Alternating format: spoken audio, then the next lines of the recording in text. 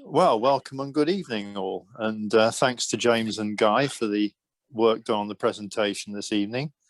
So I will, and welcome to everybody who's joining us or who may even join us later. So I will pass it to James, I think, to start. Is that right? So some of you have probably heard about the nanoVNA. It's a very, very small antenna analyzer, but it does so much more. I don't know if you can really see that, but it's really available mostly through eBay. This is where I got this one from, imported from China, I think, for about £30.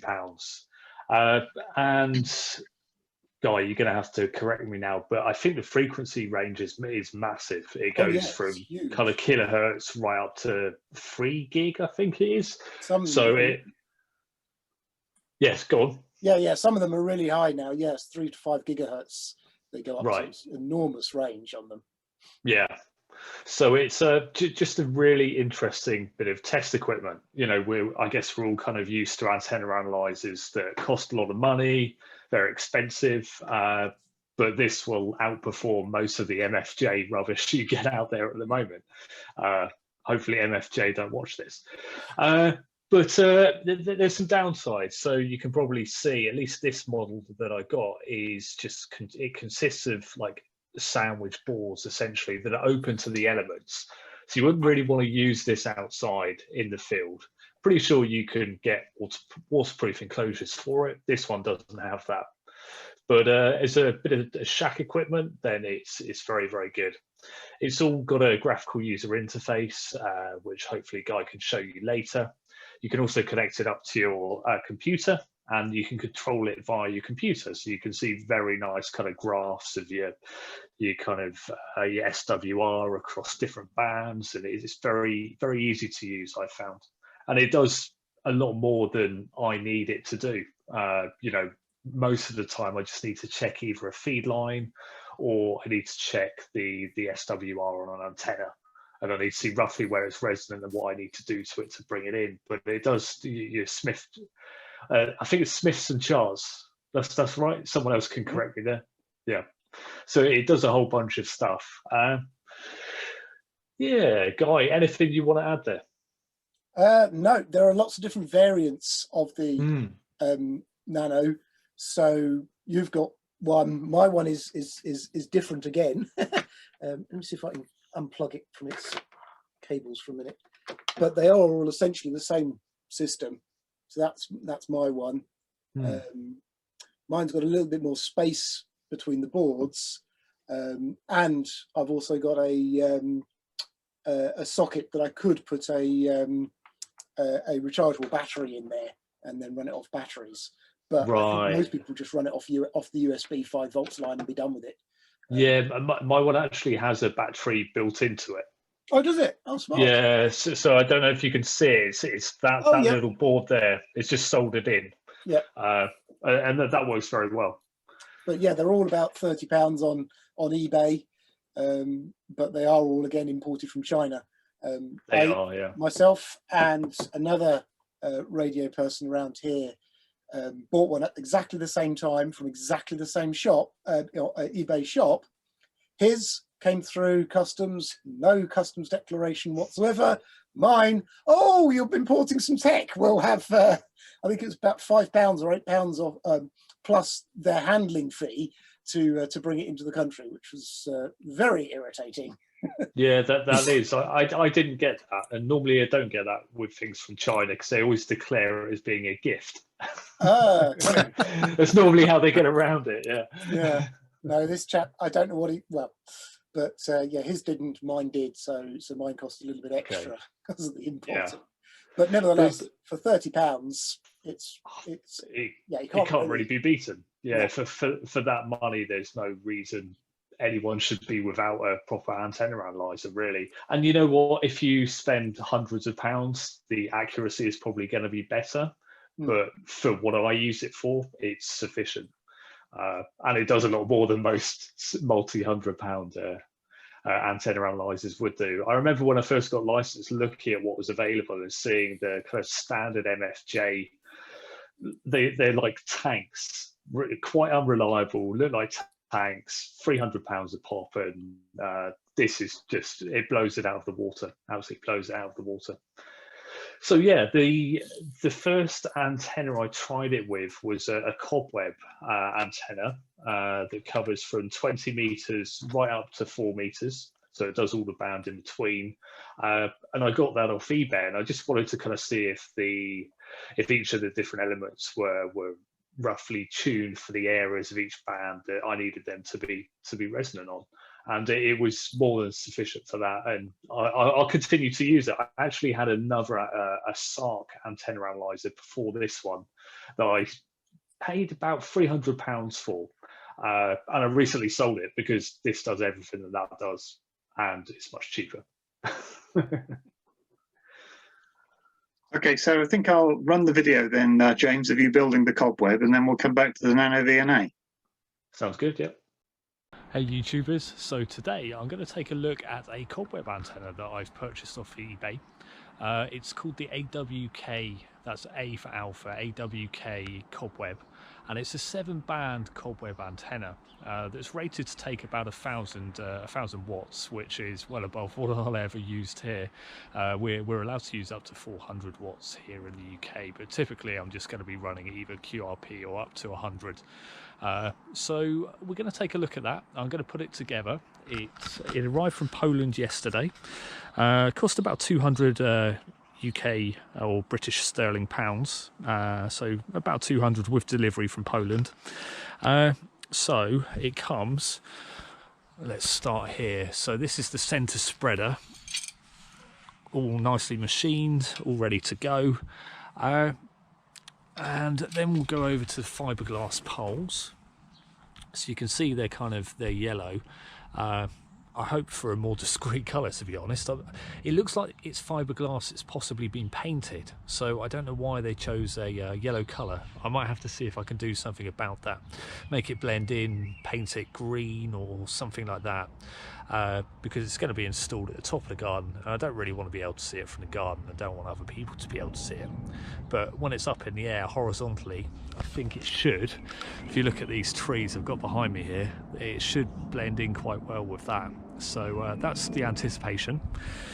So this antenna is 7-band, so it's going to cover quite a lot, and it's a really good match for the ICOM 7300, and the bands that it covers are basically from 20 meters up to 4 meters. So that's 20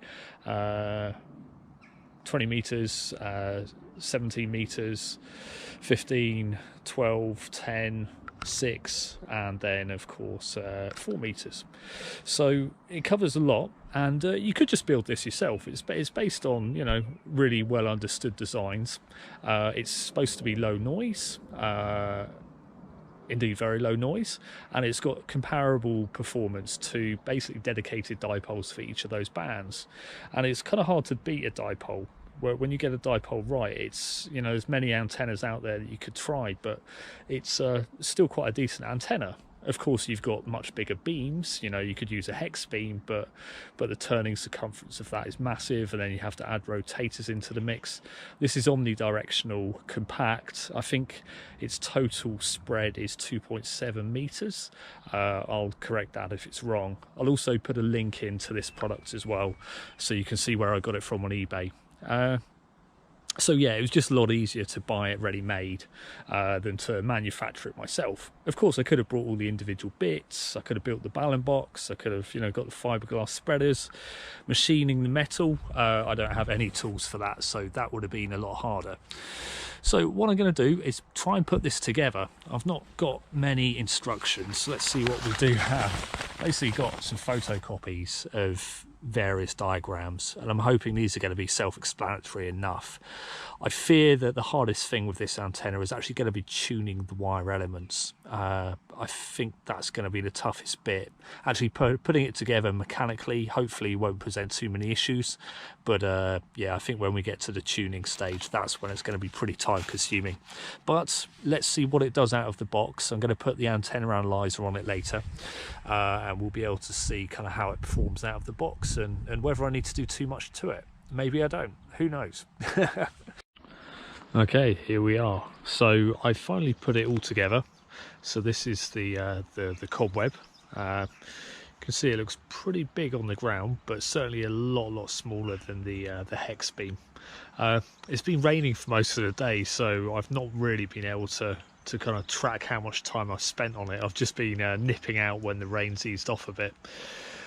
You can see it started again. I thought it eased off. I'd actually gone inside to do some 6 meter sporadic key stuff, but yeah, hey ho. So yeah, first thoughts are it looks generally pretty well built, to be honest. I like the center spreader. That's better than I could have engineered myself.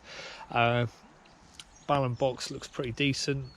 Whether it needs additional weatherproofing, I'm not too sure right now. Probably. I think I will do that just to be on the safe side. Elements look decent. What else is there? Yeah, probably minor criticism would be just the choice of colour. You can see the yellow fiberglass poles there. Yeah, all 4 of the major ends are bright yellow, and possibly also the use of the green, but I think up in the air you're not going to notice that. I'm also hoping the yellow won't be too visible up in the air, otherwise I'm going to have to take those off and give them a lick of I don't know, green marine paint or something like that to change the colour. But yeah, pretty minor criticisms, to be honest. Certainly better than I could have built myself, and that's pretty much kind of what I was hoping for. As to performance, don't really know right now. I've not got it up on the mast. I've got the mast ready to go. I'm going to use a tripod support initially, and I have got guy ropes. I've been having problems recently with foxes chewing through the guy ropes, which has been a bit of a nightmare. That's how my last mast came down, and why I have this replacement antenna here, because they brought it down twice, and on the second go they broke it fully. So yeah, I'm gonna see how I get on. My thinking is, if I can use the tripod as well as the guy ropes, and at least if they chew through one of the guys, it's still going to be held up by the tripod, and it's not going to come crashing back down to the ground. Okay, so it's now attached to the mast. Not too difficult to get that done, actually. Pretty straightforward. You can see the total width of it now. And the mast is about 5 meters high, so it's not particularly high. Apparently the cobwebs do all right from like 4 meters up. So I'm going to try a very kind of moderate height. You know, it's certainly a lot easier to guy if it's just kept at 5. So you can see, if we just go in a bit, these are the ends of the driven elements. Driven elements are obviously the black wire there, and you can see helpfully we've got this silicone in place, so that's going to allow us to quickly adjust the length either way, basically. So if we need to add a bit more, we can. If we need to trim some back, we can just fold it back, and yeah, hopefully we can trim it well enough just using that. I believe it's already cut for the bands. I mean, it must be roughly cut for the bands. I don't know where he centered it. It could possibly be in the middle of the band. Then I've got that decision to make, you know, is it flat enough that I can use it without an ATU, or do I trim it for, say, the data band or SSB, or, you know, where in the band do I want to be most active, and then use the ATU to kind of smooth out in between. So yeah, that's where we're at the moment. So I'm about to hoist it up in the air. It's quite heavy on the end, so we'll see how that goes.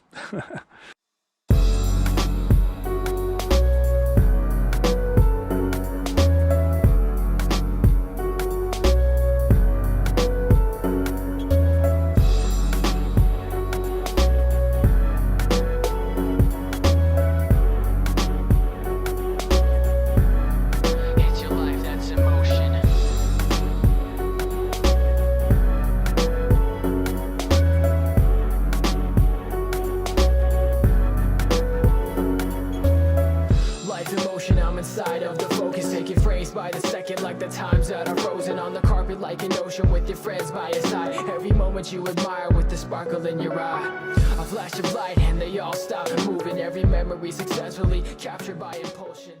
So you just witnessed the first failure of hoisting up the mast. So I'd forgotten to do a few things actually. When we look at the spreader block, you'll notice there's these kind of screws, nuts and then screws that hold the kind of spreaders in place, and they're here. We'll get back to that, and here. So there's 3 fixing points. It looks like the other 2 should have fixing points, and I've got the screws for them, but they've not finished the machining. So you can see they've made the pilot, but they've not drilled it through. And I think on the other side it's just, I don't know if you can see that.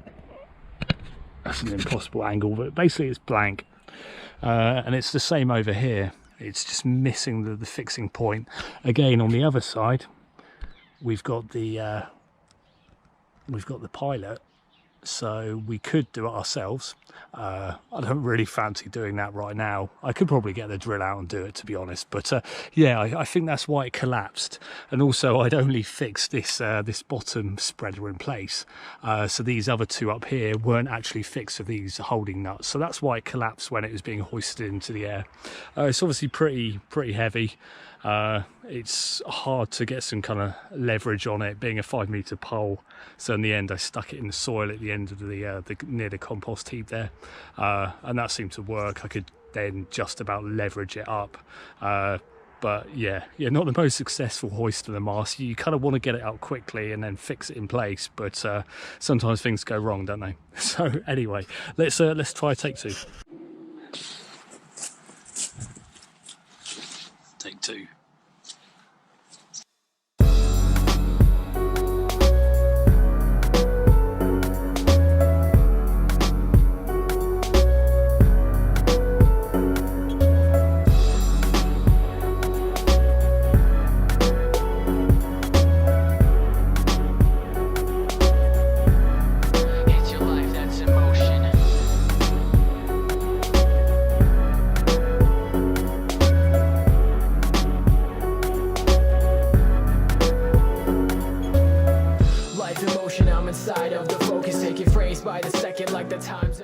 It's up in the air now, as you can see, 5 meters high above the ground.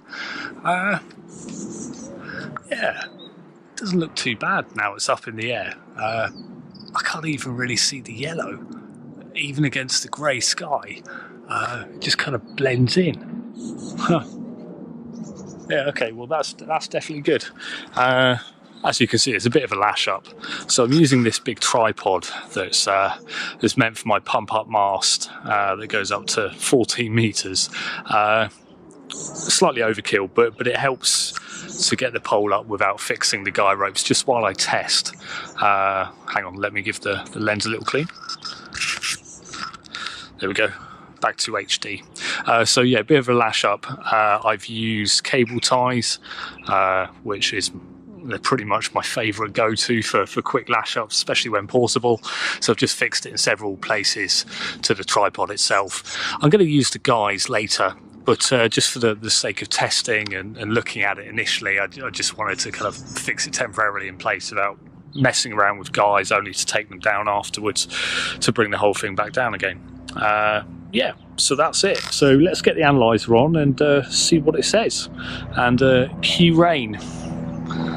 It's just one of those days today, but I'm sticking it out in the t-shirt. Okay, I'm going to have to beat a hasty retreat here. The rain's really picked up, as you can see. So I have actually relented and I've guide the mast now. So I'm going to leave it overnight. It's got the tripod and the mast. I'm going to have to come back to the antenna analyzer when it's not torrentially raining, but it's up and we'll leave it for another day. Welcome to day 2. It's finally stopped raining, and now we're going to try and test the cobweb antenna, and we're going to see how it performs across the several bands and whether it needs any tuning or not. So it never stopped raining yesterday, so I was glad I retreated because it just hammered it down and continually torrentially rained all night basically. Finally stopped today, a little bit windy, but as you can see, the cobweb is still up in the air, which is good. So it survived one night. Certainly it doesn't seem to move too much in the wind as well. There's a bit of a breeze, bit of a strong breeze, gusty at times, but it seems pretty stationary there, so happy about that. Additionally, the foxes don't seem to have chewed for anything overnight. I put the coax up like this to keep it off the ground and hopefully keep the foxes away from it. Okay, welcome to the shack. We're indoors, away from the elements. So I've got the antenna connected. So the cobweb's connected via this dodgy RG58 coax cable. And I'm running the nanoVNA analyzer on it at the moment. This is a new analyzer to me, so I'm still getting to grips with it. I've got it scanning across the 20-meter band at the moment. What I'm going to do is I'm going to flip to some software on my computer. I've basically connected the nanoVNA to my PC, and I'm running what is it called? nanoVNA Saver software, and it lets me control the nanoVNA remotely via the USB cable, and I can see a lot more information. So you can see it there. What I'll do is I'll switch over to some screen recording so we capture everything in a much better way. Okay, welcome to nanoVNA Saver. This is software that's in its kind of beta stage. You can see the version number 0.3.5. It's a release candidate. It's not perfect. There's a few bugs. I've managed to make it crash a few times. However, it's pretty useful. It does show you a lot of information here, most of which I don't understand, to be quite honest, but the thing I'm really interested in is this SWR sweep across the different bands. So you can see at the moment we're trained on the 20-meter band, and we're scanning from 14 meg to 14.35 megahertz. You can see the start and the stop frequencies set here, and the center frequencies and the spans you want to use. So, as you know, I'm connected to the cobweb antenna, 7 band. It is obviously set up for 20 meters, and you can see the lowest SWR is around this point here. So this is about 14.2 megahertz. So pretty good for SSB. You can see the SWR is 1.169 here. Pretty good, and it's pretty good throughout actually. No, that being said, it does creep up quite a lot. At the start of the band it's up to about 2.0, and then it gradually goes down till we get to about 14.71, which will be the FT8 frequency in SWJTX. So you can see here it's about 1.6, very usable. I could certainly tune that out with the internal tuner in the ICOM 7300. So that's pretty good. Not too bad, not too shabby, and you know, it is centered in a good segment of the band. It's going to be good for kind of SSB contacts and contests that occur, and that's mostly what I'm going to use 20-meter voice for, is entering contests, or more likely just picking off some DX that are in the contest by chance. So not perfect, little bit narrow, as you can see here, and this is pretty much a feature of most of the bands that the cobweb supports. It's pretty narrow. The dip is not very flat basically. So that was 20 meters. So let's go to, hang on, let's check this.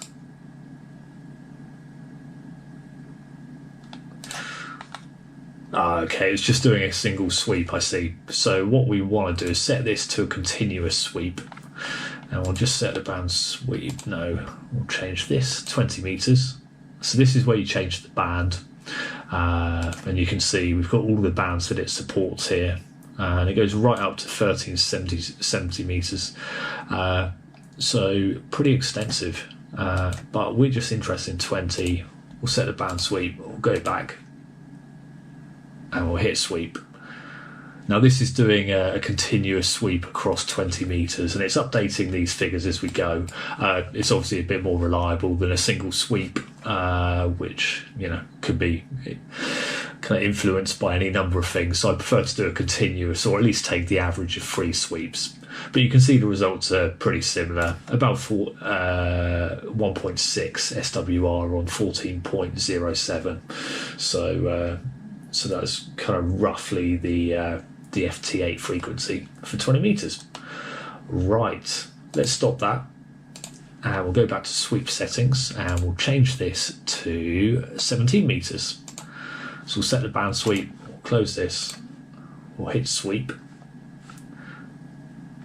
And you can see it's uploaded, or more to the point, it's updated. And we're now scanning across 17 meters.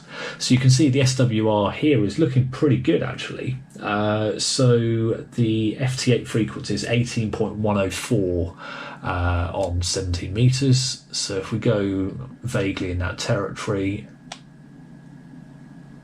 here we go. So we're now trained on the FT8 frequency, and you can see the SWR is very good, actually, 1.08. At its lowest point, it seems to be most resonant here. So, overall, I'm not too fussed. The SWR is pretty low across the whole band. It peaks up here at the end of the band at 1.49, about 1.5. So, once again, you can tune that out. So pretty good across 17 meters. Pretty good indeed. So we'll stop that. We'll now go back to sweep settings. We'll change it to 15 meters. And we'll hit set band sweep. And we'll hit sweep again. Here we go. So what are we looking at here? So the center frequency for 15 meters FT8 is 21.091. So let's have a look.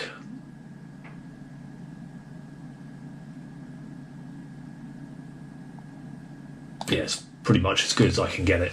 So it's focused in on the FT8 frequency. SWR of about 1.6. Not fantastic. I could tune the cobweb. However, this kind of roughly centre of the band minimum is pretty good, because that means I'll be able to use SSB as well during contests or whatever. So yeah, pretty good. At peaks, bottom of the band, you're looking at about SWR of 2, and then across you can see it dips. What's the dip frequency? 21.190. Let's call it now 190. And then it sharply rises, but not by much. This is all very tunable. And at the end of the band, it's 2.1, almost 2.2 SWR. So a little bit high. Still, I think most internal ATUs should be able to tune that out and flatten it a bit. It's not going to be a problem for what I'm going to be using it for. I'm not going to be running an amplifier into it, so I don't need to worry too much about that. So pretty good. Let's stop that.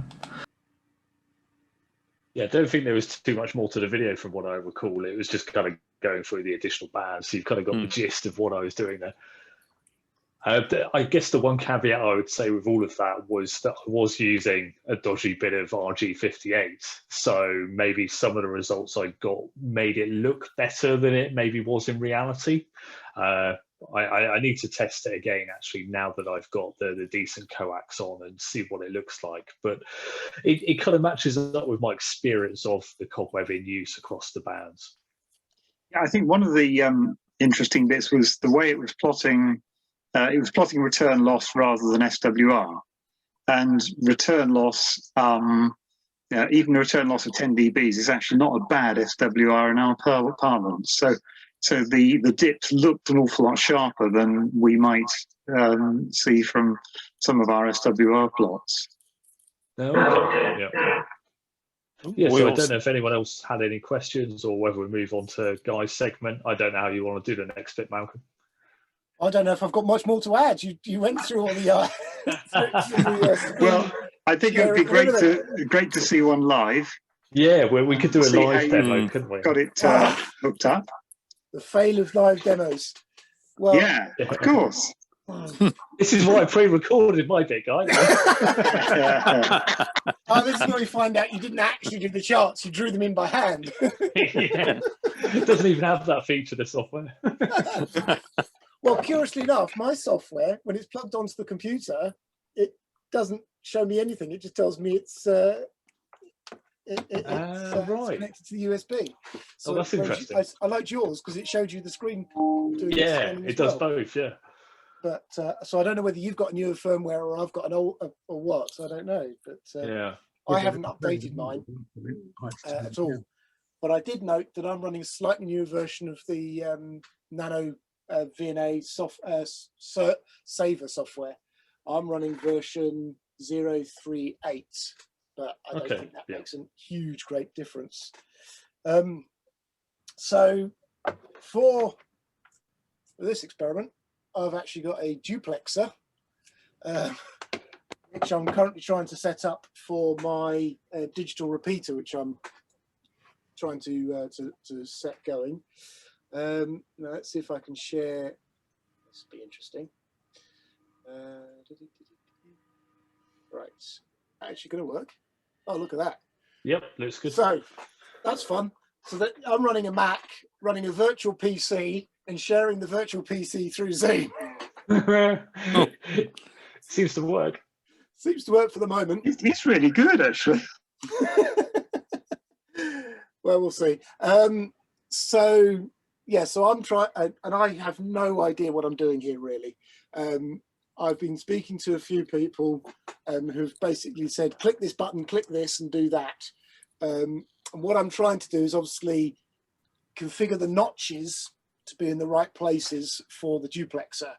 So we filter out the transmit band for the receive end and the receive band for the transmit side of things. And this repeater, this duplexer was originally set for a low frequency of 428,750 and a high frequency of, looks like 443,250. I don't know if that makes sense or not. The numbers are so badly worn off that it could be anything.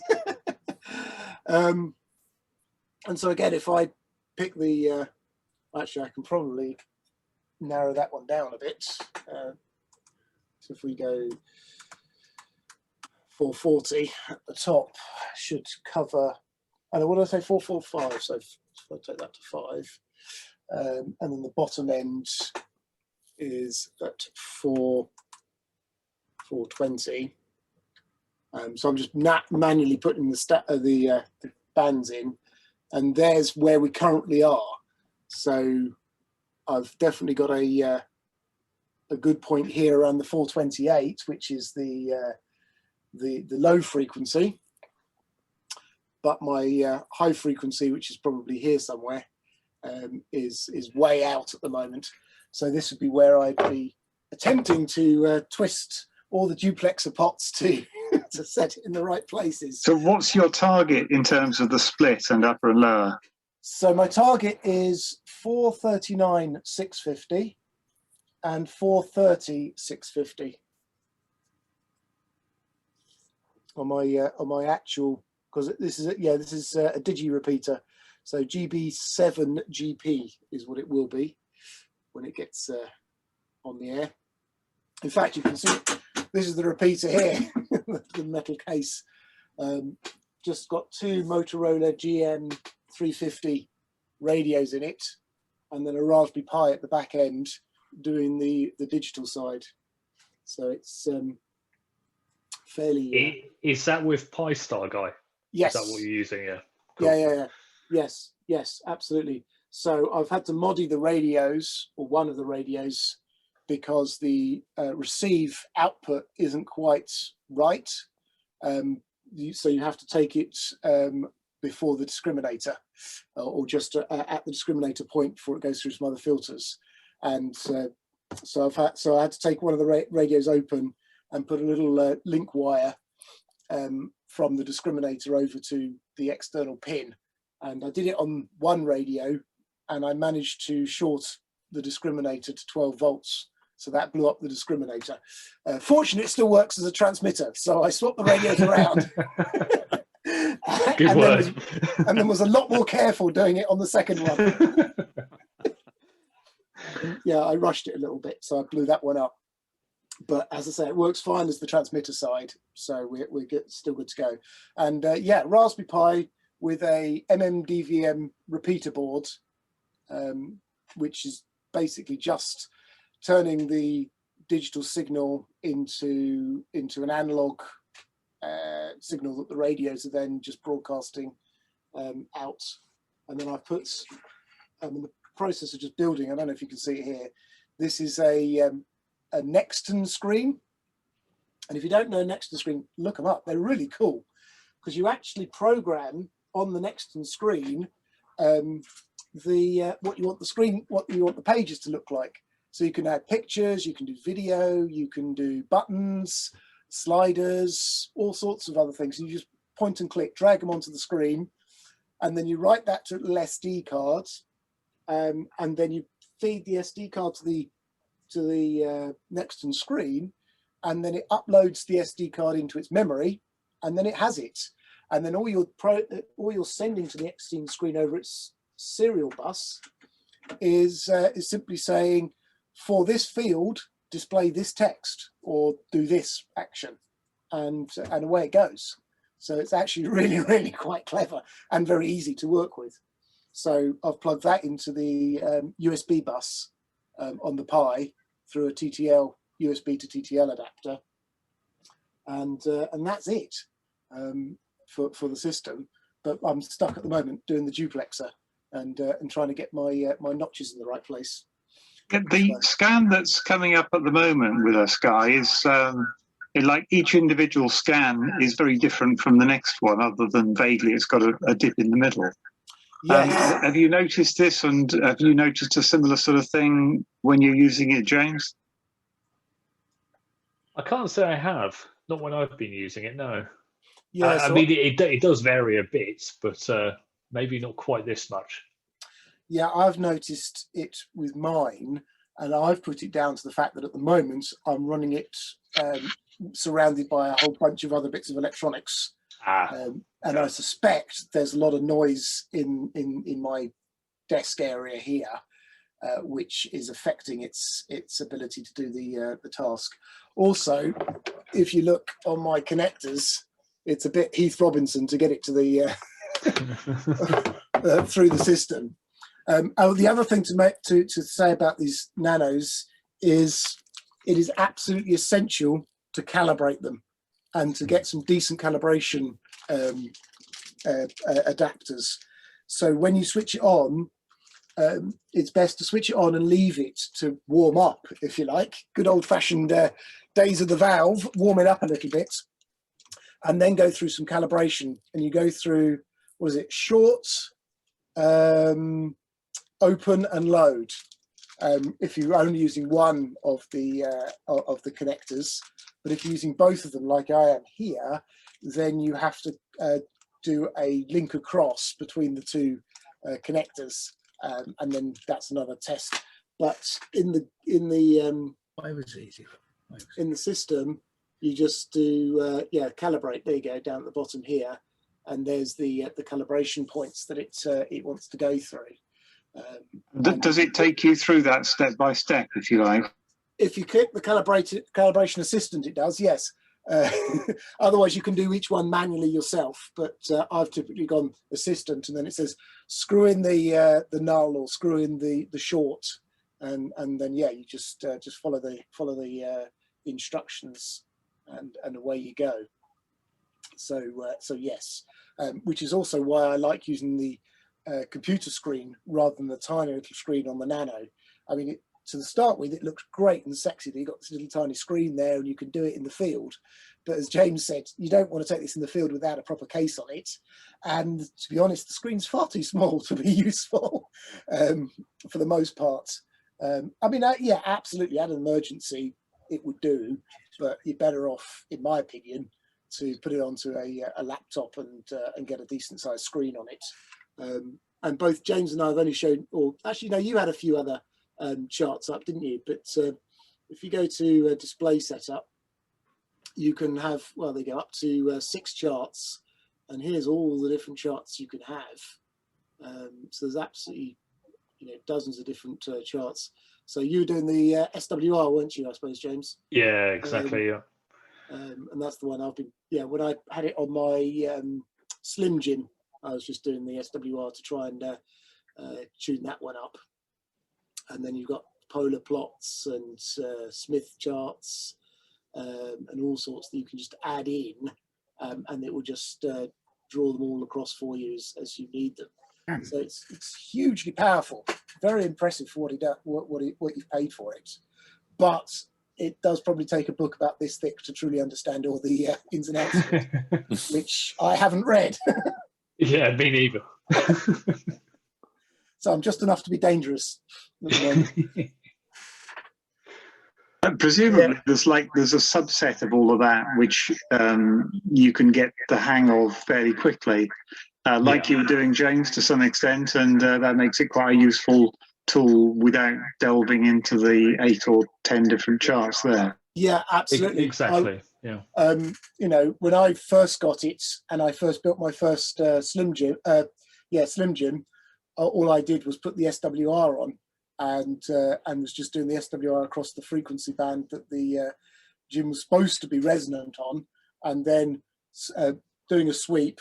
And I would do single sweeps at a time, or just click sweep myself, rather than doing continuous sweep. And then I would just resolder and move the wire up or down to try and get the resonant frequency points, and then just resweep until I got it as close as I could get it. And then and that's how I ended up doing my first Slim Jim, just using that one single chart. And then as James showed, the markers are great. And the other thing is, you can either run your cursor up and down to find the marker point, but if you know where you want to be interested in, you can actually type the frequency in, and it will just move the cursor to that point and give you the stats for it. So you can be very, very specific in what you're trying to obtain. And then if you change your segments and span, you can again zoom in and get even more focused. But I'm not entirely sure, because watching some of the YouTube videos, if you try and get too focused, it loses its quality, and you don't get, whereas a professional one like a Tektronix or something, you can probably zoom in for infinitum and get it down to the hertz size. I think this loses some of its capabilities if you go too deep into it. But for the most part, for getting an SWR reading, it's great. And I'm hoping I can get close with this notch filtering, at least until lockdown's lifted and I can find some professional to do it for me. Cheating. Yes. If I can chip in. Yes. I'm must admit, fairly sort of gobsmacked by the progress that's happened in, relatively few years, although I think I'm older than most of you, and I started work in 1963, so there you go. But yeah, back in the day, a vector network analyzer, there was, Hewlett Packard and a handful of other people produced such a beast. It was a hulking grey lump which sort of sat on the desk or on a 19-inch rack, probably cost £10,000 to £15,000 or more. And look where we've come now. I mean, between sort of about 4 years ago and about 10 or 12 years back, there were some mini VNAs available from German guys, but they were still, I don't know, 1,000, 1,200 quid up to just over £2,000.